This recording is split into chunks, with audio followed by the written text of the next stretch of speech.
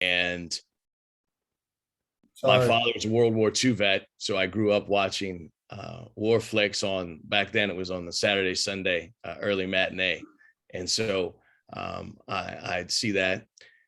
Now it's gonna make Rocky feel old, but I grew up a Steelers fan. My father was would always, we'd talk about the Iron Curtain. We'd talk about, I had a Rocky Bleier jersey. My father thought that since Rocky Bleier was the only one out there playing with part of a foot, that he was going above and beyond. And so, all these things start playing. And so I had a military background and said, okay, this is the spot. This is where I'm going to go. For a big disclaimer, I have to say, I didn't go there to play football. I went there. I wasn't recruited. We had the honor in my high school of winning one game. It was the last game. And it was a Hail Mary pass that got tipped 4 times. I happened to catch it, kind of thing. I went there to go to school, maybe play lightweight football. I went to the walk-on camp and made the walk-on team. Now I got to play next to heroes of, I see O'Neal Miller here. If you've ever wanted to see somebody that was barely a $170 when he was soaking wet, but take down a 300-pound person by just gathering and smacking somebody, that's a real ball player. So I was privileged to be around the Will Huffs of the world, and not to mention, some of the others that were in my company. I see some of my company mates here with Dave Ottavianelli and Josh King. What I learned, it was kind of an individual decision to go to West Point. No one else, that I knew had gone to West Point. But what made me stay, which is more important, was the camaraderie and the teammates that I made. I was fortunate, God knew more than I did, because he let me make the football team. And that kept me there, because that team became the team of teams that really drove it through. So, the history, the camaraderie of West Point got me there, and the history and camaraderie of West Point kept me there. What a cool answer. And you know what? I've been fortunate to witness the strength of these emotions, of this camaraderie. I have not served, so it's so refreshing to always hear that story from you and all of your teammates and everybody involved with Soldiers of Sidelines. It's so endearing. And it was also really cool to hear that Rocky Bleier was an inspiration to you to join the service, right? And Rocky, what was it like for you when you entered Vietnam? Because you had a much different experience in that here you are, you got drafted in the NFL. So I imagine that must have been like a boyhood dream of yours. And now you're going off to war. Talk to us about that experience. Yeah, and I will. And one of the things is that, it was interesting listening to Jason, and especially in the roles that you now, or we all play, is the impact that we have, or the influence that we have on individuals as they come, even in our transition. And you never know what's going to make a difference in somebody's lives. And first of all, for those who have taken your experiences, no matter what they were, from a military point of view, to be able to still have an impact on young athletes as you help make those transitions for them as well. So we all have, our transitions that become very important in our lives. Anyway, now what did you say, Harrison?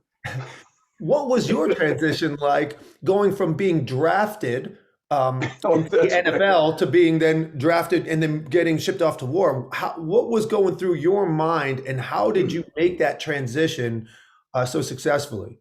Well, I don't know whether I made it successfully. I mean, the fact was, you just have to go back in a period of time, what it was like during the mid '60s and into the latter part of the '60s. Vietnam War was going on.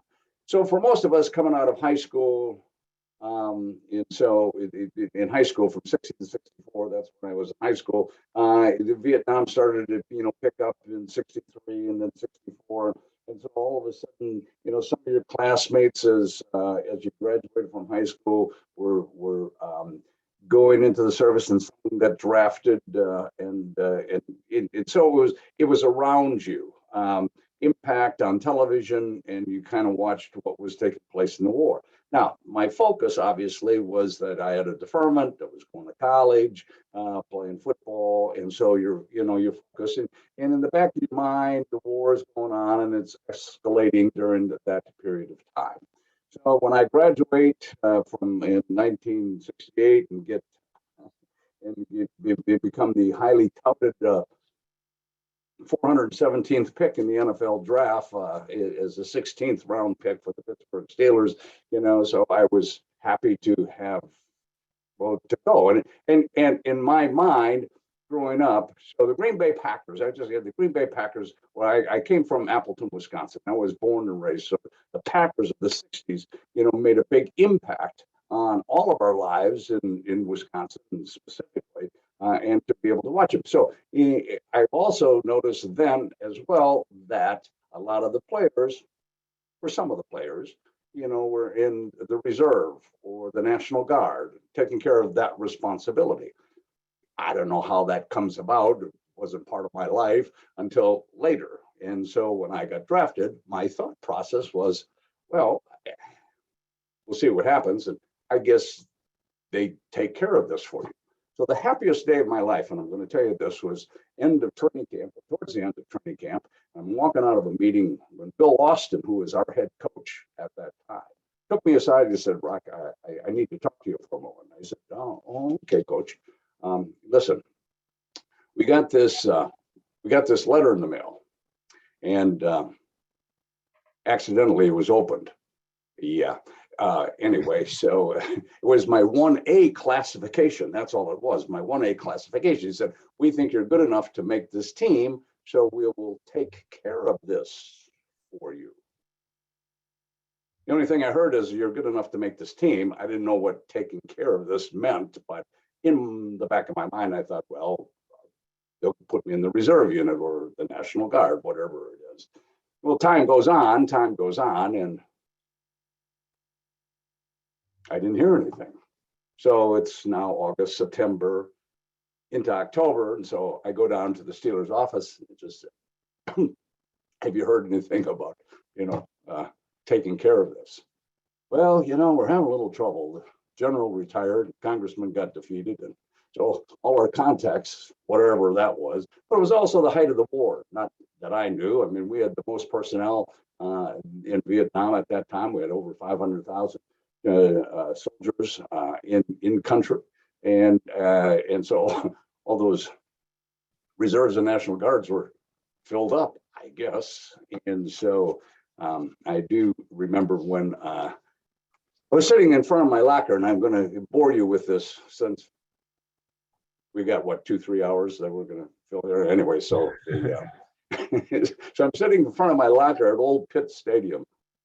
I have to tell you this, the locker room was like every locker room that we've ever been in, cramped and pungent, laid out, players around the perimeter, lockers were up against the wall. In the middle was a laundry basket with a couple tables. And on one of the, on a table is where all the fan mail would be deposited. It was a place I'd never visited from the first day of training camp up through the 10th game of the season. Not when you're the 417th person picked on a losing team. Nobody knows you exist. So my mother never even sent me a letter. When all of a sudden, one of the equipment guys go, hey, Bleier, there's a letter over here for you. Well, I stood up, maybe a little too quickly, got a little lightheaded. You ever do that? And so looked around, see if anybody noticed, gathered myself together, puffed out my chest, sauntered over the table thinking, now who's writing me a letter? Maybe it's a Notre Dame fan that wants an autograph from a former captain. I got over there, I picked it up, perused through the mail, opened it up, unfolded it, pulled out the paper, of course, and it said, greetings. We'd like to inform you that you've been inducted into the armed services of your country. Obviously, that was the worst fan letter I've ever received in my life at that period of time. But like everybody else, who got drafted during that period of time, I wasn't necessarily embracing my soon-to-be current change in life. And so actually, the letter stated to report the next morning at 8 or 7 a.m. to be inducted in the service. Wow. Oh, like the next morning? Well, it was post dated a week before, and by the time I got it, it was to be there that next morning. Oh, I couldn't breathe at the time, and so we quickly went to the Steelers and said, "Okay, fine, we'll do this." And went down to the AFI stations. We went through the process, and so the best they could give me was high blood pressure, so I could have 24 hours to get my stuff together and call my parents, get rid of my car and my clothes, and I was gone. And so I was gone down to basic training, like thousands of other young men. Part of that, and the reason I tell you that, part of that was I didn't have to think about it. It was all under reaction at that time. You were reacting, and part of that reaction was, the training that we've all received by playing sports. I mean, because all of a sudden it's a reaction, and you're just reacting to the situation as you best possibly can, not throwing it out of proportion, but you go, okay, fine. So you just go through the process, and somewhat stunned, I suppose, maybe numb, but you go through the transformation of getting into the basics. And the first time you meet, those wonderful drill sergeants who have great personalities, are very kind to you. And so, like every movie I ever saw, they came right out of casting, central casting, and there they were. And so I'm going, oh my God, what am I getting myself into? But so that was that transition. And part of going through basic training, at least for me, wasn't any different than going through any training camp that I've ever gone through, from junior high school to high school to college, and all the same. So I got a drill sergeant that's yelling at me rather than a coach that's yelling at me. You got time, you got expectations, and so part of my learning process, because of that, and that's why sports, I think, are very important in the transition, helped me get through, that basic training, so to speak. Keep your head down, do what's asked of you, the expectations, and you get through it. So what I find so remarkable in that story is your reaction is, although stinging, numbing, heart palpitations, having to report the next day, you react by just going, putting your head down, relying on your training, just like you've learned through high school football, college football. This is the next transition for you. And who would have thought at that time, if you could put yourself back in your younger mind, that these reactions was going to be an inspiration and an influence to a future business leader and Army Ranger in Jason Kelley, because he was looking up to you after this career and then wants to join the U.S. Military Academy and then has this career. It's really fascinating how far-reaching our influence can extend without us ever even realizing it. And you're right. I mean, Harrison, you're right, because I think about, and I think about all the coaches that, and I think it's the same thing with all of you, is that you become who you are by the experiences that you've had in the past and what you've learned along the way, what you want to be or what you don't want to be or what you don't like.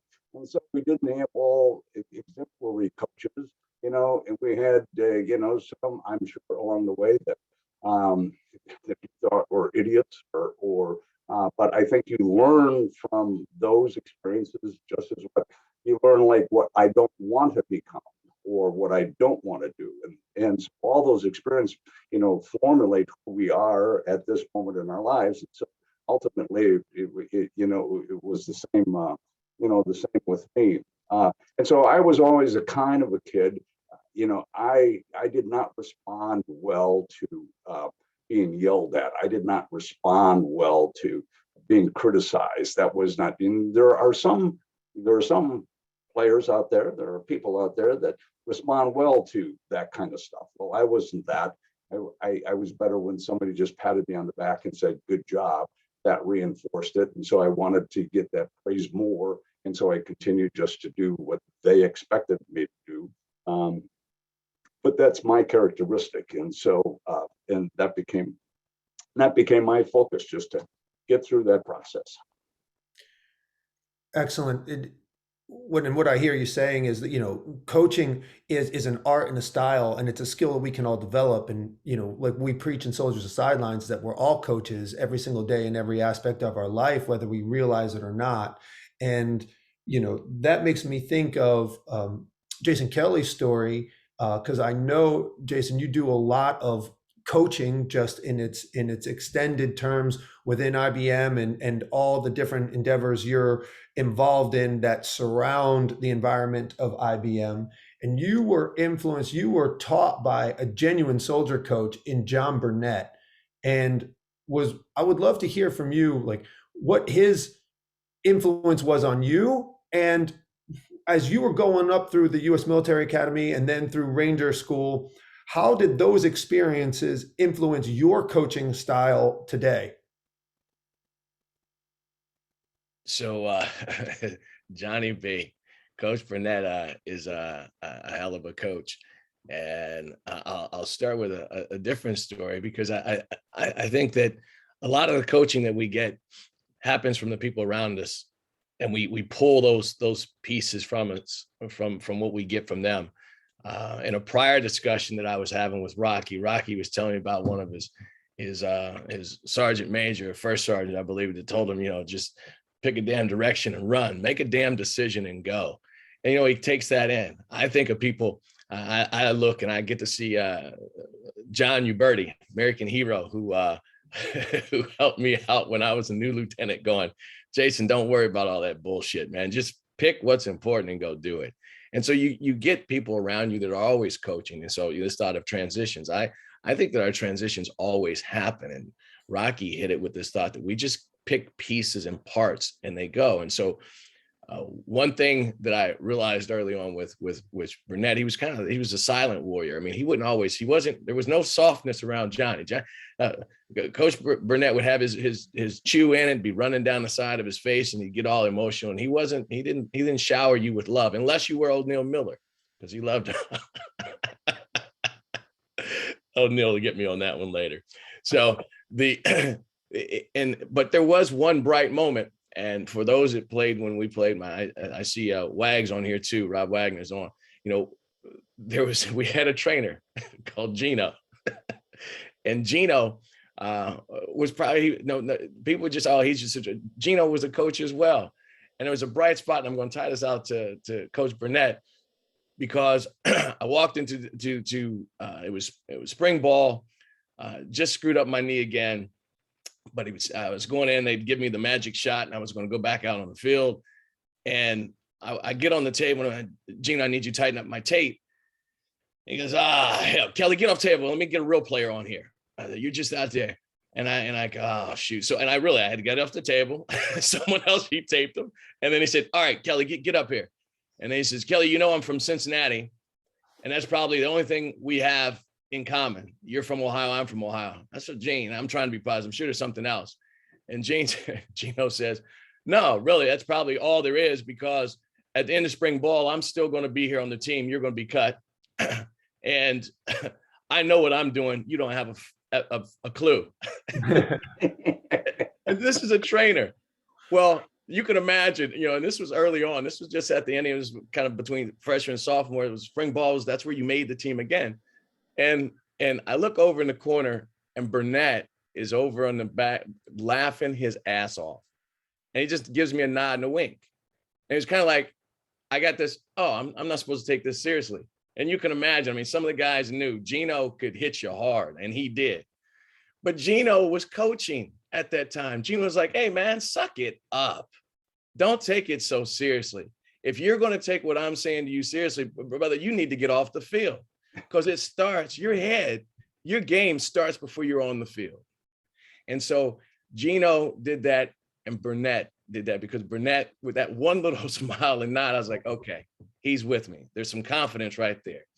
And so, and that's what Johnny B did. And, Coach Burnett was all about really getting your head in the game, telling you what you needed to do, and telling you what you didn't need to do. There was no, and when I say there was no cotton candy, no fluff, unless you're O'Neill Miller, he would really say, hey, you're screwing this up. You got to do this. He wasn't going to throw all the candy out there and all the nice things. He wanted you to know what you needed to do to improve. And he would say, get better. Kelley, get better. And so that's what stuck in my head was, with Burnett, it was always about what do you need to improve, not what you're doing well. Film will come up. Yeah, that was a good play. Now let's get to where we need to get better. And he'd go straight there. So I think this thought of improving and getting better is that thought of transition, because all of us, and I look around, the faces here, especially the ones that I served with, it was always about getting better. And the coach isn't always just the person with the title of coach. It's the other people that are around you that are, gonna get you there. My one of my plebe year roomies is on here, Dave Esposito. And I wasn't one of those bright, shining, soon to be first captain cadets. I got into a little trouble every now and then as a young one, because I didn't have the discipline that he ultimately put in my head by walking or sitting many tours. And I could tell you, I'd be sitting in their room and, blessing in disguise. That's how I passed my classes, because I had to sit in my room on sit tours and actually study. And so I was able to get through. But then, Espo would come back into the room and say, hey, man, listen, they took my stereo away because I was punished, but I got to listen. I learned more about rock music from Espo that first year than anything else. I didn't, Rolling Stones, no one played the Rolling Stones where I grew up. I mean, hell. So it was this silver lining. And Espo would give me the pep talk. Oh, Jay, you're good, man. You got it, Jay. You could do it. Espo was coaching me, So with all those people around you, it does. It's really this team, and it's not always just the coach that you're getting the information from and learning from. It's all those people around you, whether it's the I give them crap because I love them to death, whether it's the O'Neal Millers, the Will Huffs, the Espos, or the Genos, they're all there. Well said. The title coach is something that I think that we all aspire to earn every single day we wake up, is to be called coach. And you're right. We're coaching every single day, and we're being coached every single day by so many others. And you said something, Jason, that I thought was pretty profound. It was about getting better, right? Like everyone's just trying to get you better, and you got to get better yourself. And Rocky, let's take this concept of getting better and how you had to get better to get back to the Pittsburgh Steelers and then make the starting roster after overcoming a war injury, right? And, almost being cut, being waived, being on the taxi squad, and then finding your way back into the starting lineup and then winning 4 Super Bowls. How did you do that? How did you get better? And who were some of the influences that helped you do that?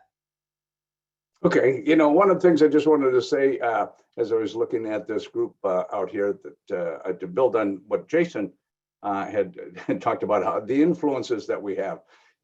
Deb, I see that you're there, and don't take this out of context, but as I look at, there's 2 things that the gentleman on this will always be, and I think you have to put this, you will always be dad, and you will always be coach for the rest of your lives, because you'll get people that'll come back, years later and say, hey, coach, good to see you, coach, and so those are 2 distinctions that will be with you, and the impact that has on other people's lives is insurmountable, much like being dad is to your kids.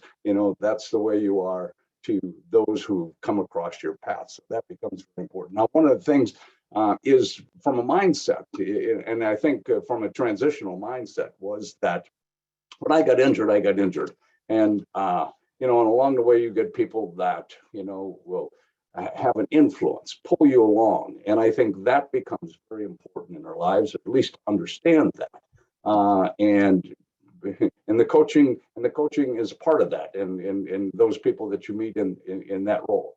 So specifically from my point of view is the mindset of, all right, one of the things that we learn as athletes is that injury is part of the game. Growing up in a neighborhood, playing pickup games, you fall down, you scrape your knee, you turn your ankle, you stub your toe, and then you bend your fingers, and it hurts, and and then all of a sudden, 3 days later, you're back playing again. And so it's kind of that process. Any times that we have injuries, it's always been the same. Well, okay, coach sees you, or you got to go see the doctor, gives you, and then you got to go through rehab, and then it heals, and then you're back playing again. So just another thing. So in my case, is that one, I wanted to go back and play. In the back of my mind, that had always been part of my thought process. Secondly, as I looked at my injuries, in all honesty, is that I go, oh, okay, fine. I didn't lose an arm. I didn't lose a limb. I've been hurt, but damaged, and in time that will heal, and then you go back to play. So along that process is that one of the things is that the only thing that we can control as an individual is what you can control. I can't control what a coach thinks. I can't control what an owner thinks. I can't control. All I can control is what I think and what I can do. So you go back and you go, okay, when I got to a point of working out again, you just say, all right, I need to start working out again. I need to start getting my body, and so, I did. I weighed 165 pounds when I came back from Vietnam. Of course, then you had to start putting that weight back on. You go to, you start going to the gym. And so I'm in outpatient rehab, at that time in Fort Riley, Kansas. And so, my day is kind of set in what I have to be as an outpatient. But, eventually, I start running in the morning, or as best I could. And then you go to the gym, you come back, run some sprints, go to bed, get up at 5 again, and go through that process. So it was built in to be able to do that. And along the way, as my story goes, the doctor says, when I asked him, about my future, because of the injuries, can I go back and play this game? He said, don't worry about it. You'll have a normal life. Don't expect to get back. Well, then shortly thereafter, I get a postcard in the mail. It's got 2 lines on it. Said, Rock, team's not doing well. We need you. Art Rooney. Well, they didn't need me, but, it was like a little boost. The owners, I'm alive. Okay, fine. So, so then I wrote, I wrote him back at one time and said, I'd like to come back to training camp. And this was as that year was progressing. And he said, fine. He said, I will talk to Dan, his son, who was running the team. Make a long story short, I got, out of the service at that time. There were early outs because they were downsizing the Vietnam conflict, and injured. What were they going to do with me? So I got out in June, I suppose, and camp started in July. And so I went back to training camp that year. I got my body weight up to about 200 pounds, and it took its toll. I mean, the training camp was 2 days, took its toll. I stayed throughout the whole. They were kind enough to let me stay throughout the whole training camp period. And at the last cut, I can remember. I'm thinking, boy, I survived this. It was the last cut of that day, and I go into the locker room. I'm kind of. I don't want to look at anybody because I don't want to get the letter from the Turk to say, bring your playbook. The coach would like to see you and bring your playbook. I did not want to hear that. So I'm not looking at anybody. I'm sitting in front of my locker when the Turk, or at that time, Ralph Berlin, our trainer, comes up to me and said, Chuck Noll would like to see, coach would like to see you. Oh, okay. And bring your playbook. So I go, all right, fine. So I go in and see him. He said, listen, we put you on, we released you today, and want you to go home and come back next year, do what's necessary to get yourself back in, in shape, and we'd like to invite you back next year. And I don't know where I got this. I said, are you sure? Is there anything I can do? Can I go to practice? I'm begging. And so he let me go to practice, and I'm going, yeah, I'm in practice. I'm going, what am I doing in practice? But I just couldn't let go. I couldn't let go. And so afterwards, after that practice, I cried all the way home. Honest to goodness, it was like, I don't know what the future.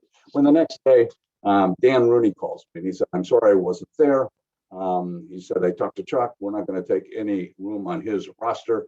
We're going to put you in injured reserve. I want our doctors to take a look at you again, and we'll see what needs to be done. And they did. So they put me in injured reserve. I had another operation, and they paid me a salary. And so it was like I was hanging around for that year. But it gave me a year to heal. I came back the following year, and I made the developmental squad, or the taxi squad. So they bought me 2 years to heal, 2 years of an opportunity, 2 years to take advantage of what it is. But you have to do something with that, in your side. So I came back in 1972, bigger, stronger, made the team. As I told people, I said, I was the leading ground gainer. I was the leading ground gainer during the exhibition season. Now you have to put that in perspective. We had 6 exhibition games. Okay, fine. And so they're trying to have to make a decision on these young players. And so I get to play, but I'm the leading ground gainer. And I come back the following year, I'm the leading ground gainer in the exhibition season in 1973. And in 1974, I am the leading ground gainer in the exhibition. And I tell people, I said, the reason wasn't because of the fact I was bigger, better, faster than anybody else. It was the simple reason that I played more than anybody else during that period of time, and I carried the ball more than anybody else during that period of time. Given those 2 simple statistics, I better be the leading ground gainer during that period of time, because all they were providing was an opportunity to be able to make the team. And as I say, in 1974, they had to keep me. And I was the 5th running back out of 4 at the beginning of that season. When things happen, as we well know in the world of sports, Franco Harris gets hurt. Backup becomes a starter. I become the backup to the backup, a place I'd never been in all those years prior. And so with renewed vigor, playing special teams, first game, second game, third game, fourth game, the backup gets hurt. And I'm inserted in the game, along with my running mate, Preston Pearson. You might remember him, played with the Dallas Cowboys, or finished his career with the Dallas Cowboys. I'm playing fullback, he's playing halfback. He breaks one 43 yards down the sidelines right before the half, scores. We go into halftime, over assignments, adjustments. I'm thinking to myself, who's going to start the second half? Hey, maybe those guys that got you the lead in the second half. So Preston and I start the second half. And as a team, and this is the thing, as a team, we win the game. Following week, everybody's still banged up, so Preston and I get the start. And as a team, we win that game. The week thereafter, it's a Monday night game, an extra day of healing. Franco now becomes healthy. Damn. But that's okay. At least I got a chance to play, show, prove what I could do, and so on. Pre-game meal, or right after pre-game meal, we have a breakout group, go over assignments, adjustments. Coach gives us the first 3 plays of the game, as I say, in case Bradshaw should forget, so we can remind him of what they were. And he looks around the table and he goes, Franco, you and Rock will start tonight. Momentarily, I was quite confused. I didn't know how we both could play the same position at the same time. When it dawned on me, I wasn't going to play the fullback position. I was going to play the other running back position. Now, nobody told me that. I wish they would have. I'd been better prepared going to that game. And we get to start the game. And as a team, we win that game. So we get to start the following week. And we win that game. And we start the remaining part of the season. Bradshaw and Franco and myself, and we win the division. We go to the playoffs. We win the playoffs. We go to the Super Bowl for the first time. And we win the Super Bowl and play 6 more years together. And so the reason I got a chance to play ultimately down the line wasn't because of my size and speed, obviously, 2 things I do not possess, but ultimately one, talent. Because prior to that breakout group all those many years ago, Chuck Noll said, you have a weakness in your backfield. Who is your best blocker? And he said, Bleier. He said, then start him. And one, talent. And I suppose this whole thing is the impact that we have, or developing the talents that we bring, and the influence that you as coaches, that you bring to that individual player to give them the confidence to be able to move on, or the dreams to be able to move on, becomes so very powerful. But you know, so then all of a sudden you're in in that spotlight. Franco and I become the second set of running backs in the history of the NFL, each to gain 1,000 yards rushing in one season. And after 12 years, you know, I retired and had a pretty good career because of that.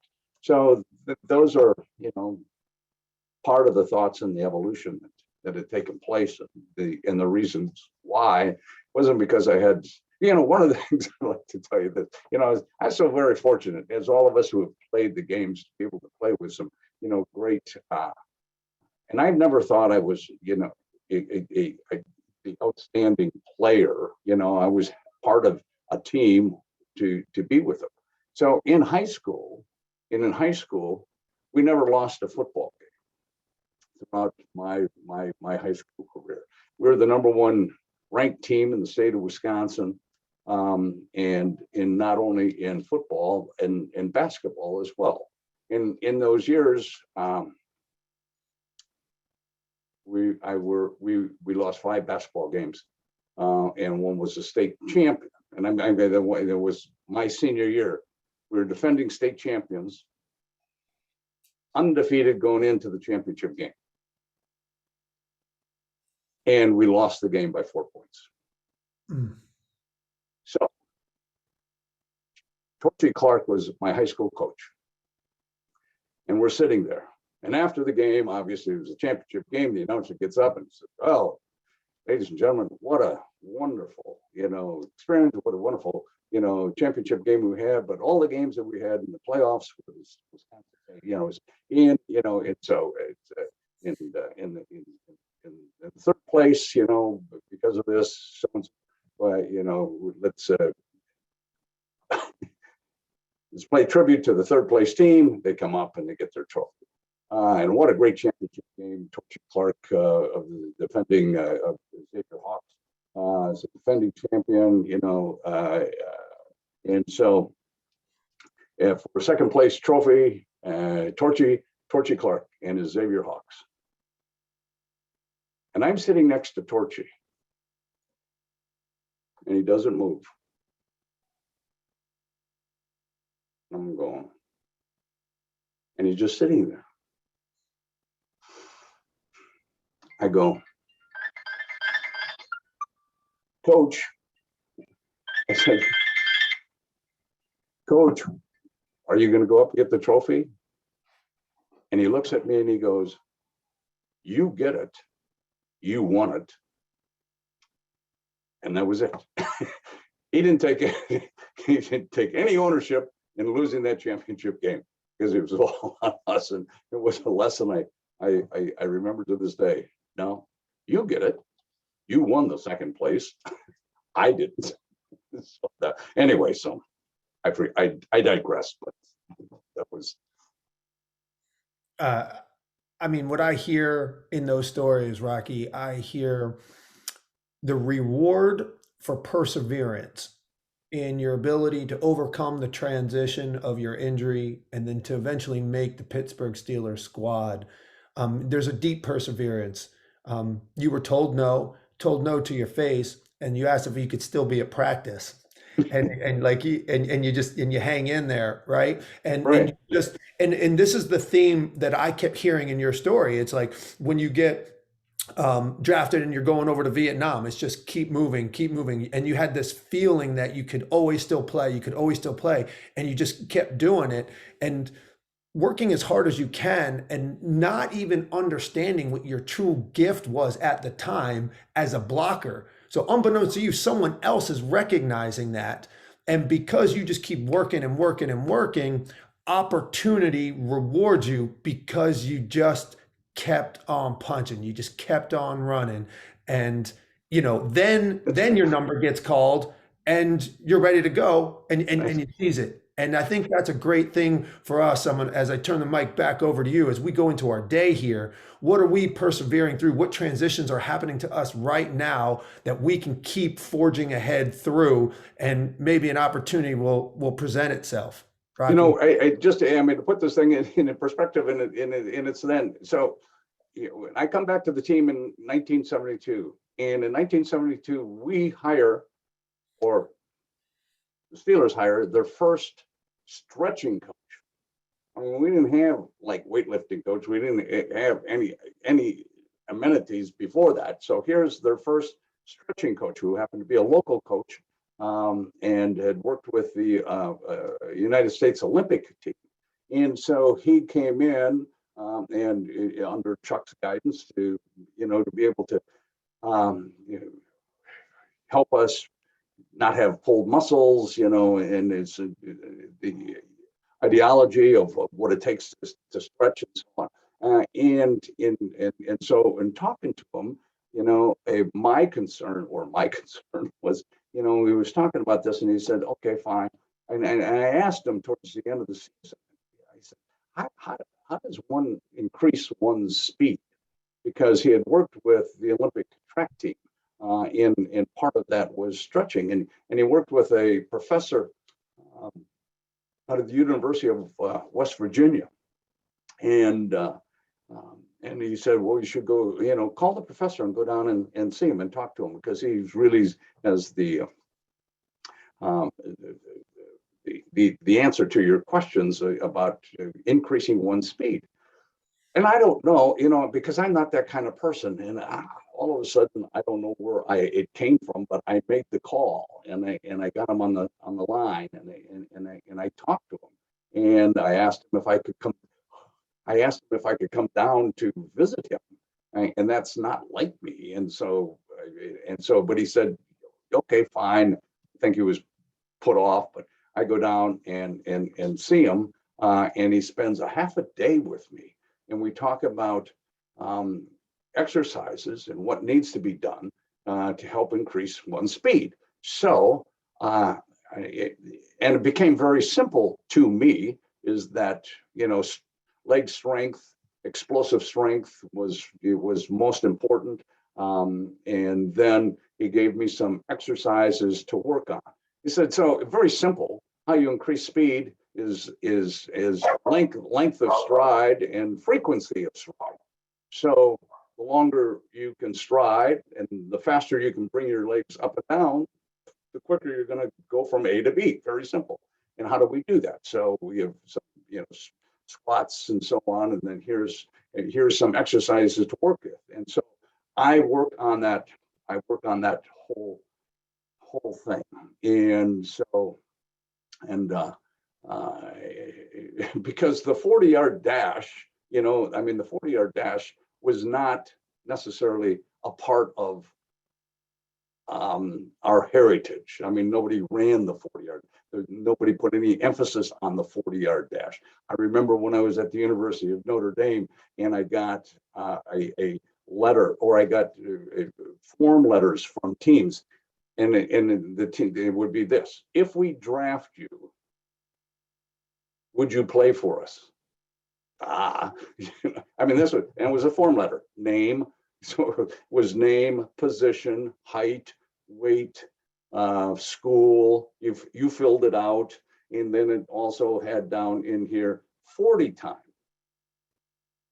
Really, 40 time. We didn't run the 40 at Notre Dame. Nobody ran the 40 at that time, and so I'm going 40 time. Well, I'm one of those guys that I can't leave it blank, because they're asking me what my 40 time is. And so I go, well, 40 time. Well, the best I could do was extrapolate maybe my 40 time. I mean, the best time I ever had in high school running track, best time ever, only once, was 10 flat for the 100. 10 flat. Not so it's not bad. I mean, it was so I go, okay, fine. Extrapolated 50 yards, 5 seconds. Okay, I mean, it's half. Just let's put it in perspective. All right, and then we got start, and this is 40 yards. So I got to take it down a little bit. So I put 4.3 on. I don't know what I don't know what it was, but I just put 4.3. I thought it was, the thing. Whether they ever took anything in that. And so I can remember running the 40-yard dash at the time when I was a rookie. It was a training camp. Yes, at the end of the day camp, and you had your whole uniform on, and the grass hadn't been cut, and it was up at St. Vincent's College, and they took a 40 time. I think my 40 time at that time was like 4.8, 4.9, right around there. So whatever that meant. Anyway, so I now am working on my starts, and it really was, from a track perspective, was all about starts. And what he put into context was this. He said, ball players are all under balance. So when you come out and you take, your first step, it's usually off to the side. It's off to the side until you get your balance underneath you before you break out, and then you might, get your stride underneath you as you're running down the field. But before that, it's all this. He said, that's what happens when you come out of a stance. If you're running your 40, if you're not a track guy, specifically, is that track people, boom, that leg's right out in front of you. But think about it. If you take this and it goes here, all of a sudden there's maybe 8 inches difference here. And then, so by the time you get to gather yourself in, there could be 2 to 3 tenths of a second difference, in your start. Oh, man. Okay. So I worked on it. The following year, in 1973, it was the first time that we got our so I should say this. So I come back in 1973. So I come back in 1973. And I worked not only on my starts, I worked on my strength. I came back, I weighed 218 pounds. I bench pressed 465 pounds. I squatted 600 pounds. And in training camp that year, I ran a 4.55, 4.6, and 4.65 40. Oh, they couldn't believe it. Now, part of that story is we had a teammate, Frenchie Fuqua, who was a running back, and Frenchie was a character upon himself. He had natural good speed, and so on and so on. But he told me this. He said, listen, Rock, listen, you only run the 40 once in your entire, only once. He said the rest of the time, he said, because it doesn't really determine anything unless they want to use it to cut you. But it's really what you do on the field that becomes so important.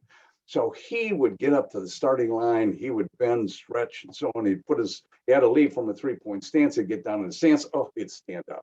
And we had coaches at the other end timing. He would get down again, he'd stretch his leg. He'd get down time again, then he would stand up, and then he'd get down, boom, and he'd be gone. And the coaches were going, Frenchie, get out of here. He'd run like a 4.2, 4.25, if they couldn't. So, but he said, see, it doesn't make any difference except for what you do on the playing field. That's only a reason for them to cut you if you do it. So I run the 40, and it's the last time I ever ran a 40. But given that opportunity, so I came back. Chuck Noll hires his first strength coach in 1973, and so we're in. I made the team, so we're sitting there in our first meeting, and he goes through this whole introduction of Lou Ricky, who becomes our first strength coach. And because what he wanted to do was to maintain strength throughout the season. Nobody lifted throughout the season. Guys were getting weaker and tired at the end of the season. And so in his knowledge of reading, and being the professor that he was, said, this is how we're going to maintain it. So we set up a whole new weightlifting procedure to help maintain the strengths that we have. And so he goes, but what we don't want, and he looks at me, are any bodybuilders on this team. Well, I'm going, geez. So he's pointing me out, okay, fine. I had 18.5-inch biceps. Okay. You give me any credit for, for putting all this weight on and being strong. But anyway, so I leave that aside. But the fact was that, there were things that I knew I had to do. And along the way, you get people that being at the right place at the right time, a flexibility coach that comes in the strength coach, and opportunities present themselves that maybe make you stand out. So what they've seen, and in my case specifically, is that in that period of time, not only when I was a rookie, but when I came back, trying to make the team in 1970 up through 71, and then through 72 and up to 73. So they saw the change in not only in weight, in strength, but speed, and that there was a kid that. So I got me to make it on the special teams, and so then that presents itself for other opportunities that go on. So in here in Iraq, some of that wisdom still persists to this day. I started my coaching career as a speed coach and doing all this. And in the 40-yard dash, it really doesn't matter how fast you run. It just matters what the watch says. That's right. It's all that matters. And we're at the top of our hour. And I mean, this is such incredible conversation here. And I want to lastly turn the mic back over to Coach Jason Kelley here to coach us up a little bit as we talk about transitions. Give us a message that we can start our day with today, and go win. Well, that's no pressure here, but I'll go to why we have Rocky. First, I got to thank Rocky again, because he and I were supposed to have a 15-minute conversation on one call way back, and I couldn't get off the phone because I kept having I had other questions for him. So the knowledge, hopefully everyone else, I could sit here and talk to Rocky for another hour. So I got to tell you all, I love this man. His stories, they just drive you. That day after I spoke to him, Harrison, I was one of my most productive days ever. I was like, shit, I'm ready to go. Put me in, coach, put me in. So Rocky, hopefully all of it, Rocky, you're awesome, man. I got to tell you that. And there's something that did stand out, and a quote I've been using since I talked to Rock, and I keep using, is it. He reminded me the fact that ease, EASE, ease is the enemy of achievement. Because if it's easy, what the hell are you doing it for? You pick the toughest route. So find the opportunity in whatever's thrown at you. Every story that Rock tells, it's always like you sit there and you go, he could have put his head down. I remember those days. I remember people going, when JY, they'd say, hey, JY needs to talk to you, bring your playbook. And you'd be like, uh-oh. So, that whole bring your play. And what does Rocky Bleier do? Can I stay in practice? Seriously, you just got cut. No, I need to practice. I got to put some reps in. So that's all I'll leave us with is words from Rocky Bleier is, can I stay for practice? That's perseverance. I knew you'd come through, Coach. That's what it is. Let's do it. All of us today. Let's promise. Let's just stay for practice today. Today is practice, and we're just going to go practice our hardest. Thank you, everyone, for showing up this morning and hearing these incredible lessons. I hope everyone has a tremendous day, and let's circle back. Stay in touch for the next webinar that we do similar to this, and we'll just keep getting better. Thanks, everyone. Thank you.